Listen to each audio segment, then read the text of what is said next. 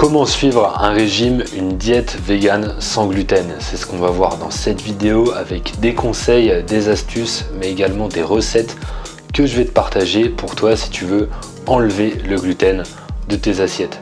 Juste avant de commencer cette vidéo, pense bien à télécharger ton kit offert pour sportif vegan avec dedans les meilleurs conseils à appliquer pour démarrer et optimiser ta nutrition sportive vegan si tu veux améliorer ta santé et tes performances sportives. C'est le premier lien en description sous cette vidéo. Alors aujourd'hui, il y a vraiment de plus en plus de personnes qui se tournent vers une diète sans gluten pour des raisons de santé. Ça devient assez courant. Cependant, ça peut être difficile de suivre une telle diète, du moins c'est ce qu'on peut voir au premier abord parce que ça implique de passer par de nombreux aliments qu'on ne consommait pas auparavant. D'accord? Donc on va voir ça dans cette vidéo, on va avoir des conseils, des astuces, des recettes pour que ce soit vraiment le plus facile pour toi. Alors premièrement, ce qu'on va voir c'est les avantages d'une diète végane sans gluten. Donc premièrement, ce qu'il faut savoir c'est que voilà, les méfaits du gluten sur la santé ont été largement étudiés ces dernières années. Ce qu'il faut savoir c'est que le gluten c'est une protéine donc qui est présente dans le blé, l'orge, le seigle, l'épeautre et l'avoine et ça peut provoquer cette protéine une réaction immunitaire chez certaines personnes. Cette réaction peut entraîner des symptômes tels que des douleurs abdominales, des ballonnements, de la fatigue et des troubles gastro-intestinaux. Et si tu suis une diète végane sans gluten, tu peux donc réduire l'inflammation dans ton corps et améliorer ta santé de façon globale. Des études ont montré que le gluten peut causer des dommages à l'intestin grêle chez les personnes atteintes de maladies cœliaques, ce qui peut entraîner une malabsorption des nutriments. Je te mettrai bien évidemment les études juste en dessous de cette vidéo. De plus, une étude a révélé que les personnes qui sont atteintes de sensibilité au gluten non cœliaque peuvent également éprouver des symptômes tels que des douleurs abdominales, de la diarrhée et de la fatigue après avoir consommé des aliments contenant du gluten. Le terme sensibilité au gluten non cœliaque, SGNC, est utilisé pour décrire l'état clinique de personnes présentant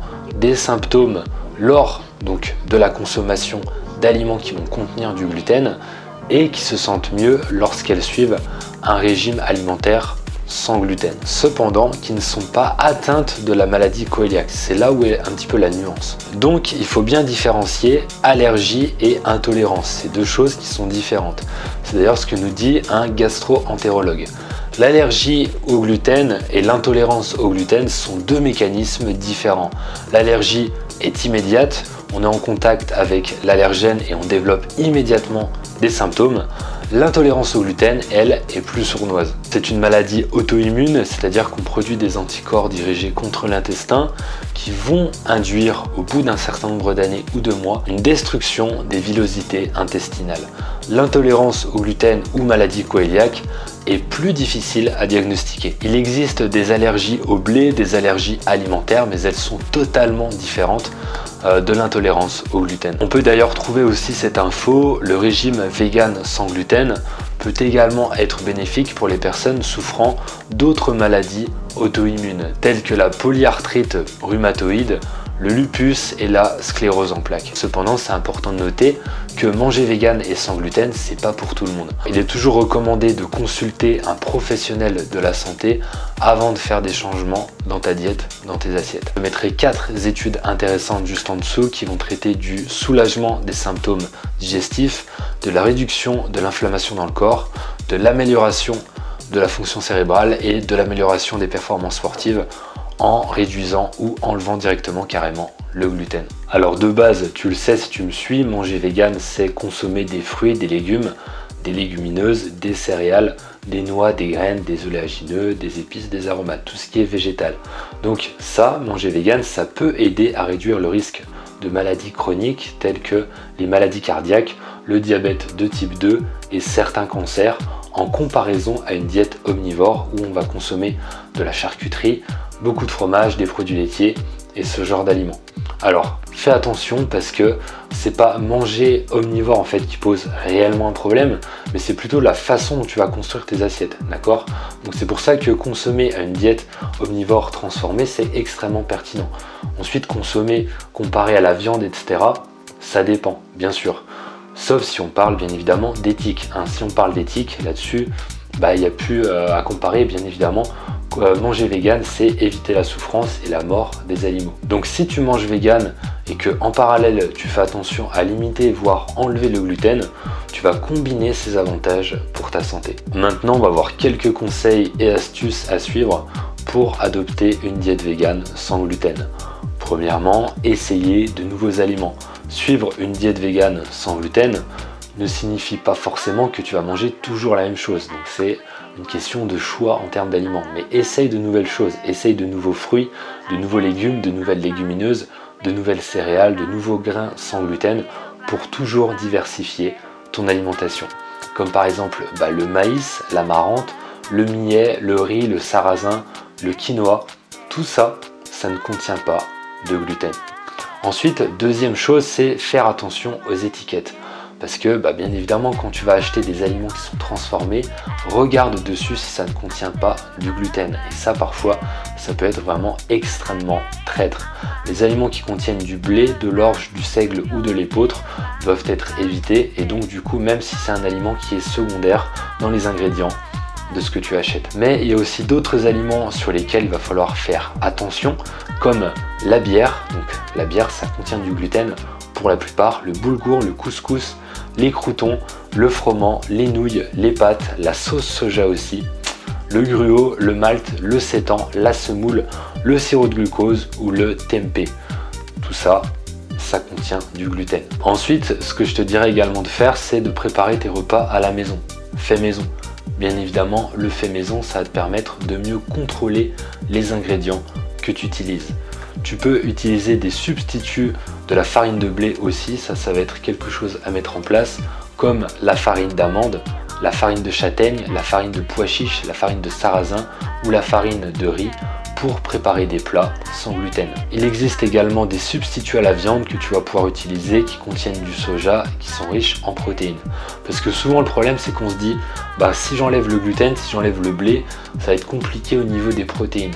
Pas forcément, il y a des substituts qui existent, des steaks végétaux, plein de choses comme ça, mais aussi toutes, comme je te disais, des légumineuses et les céréales qui ne contiennent pas du gluten et qui sont pourtant aussi très riches en protéines. Et dedans, tu as une grande variété de recettes où tu pourras facilement remplacer une recette où il y a du gluten par une alternative sans gluten. Ensuite, le conseil que je vais te donner, c'est d'explorer de nouvelles recettes, comme par exemple dans mon plan nutritionnel Vegan Meals.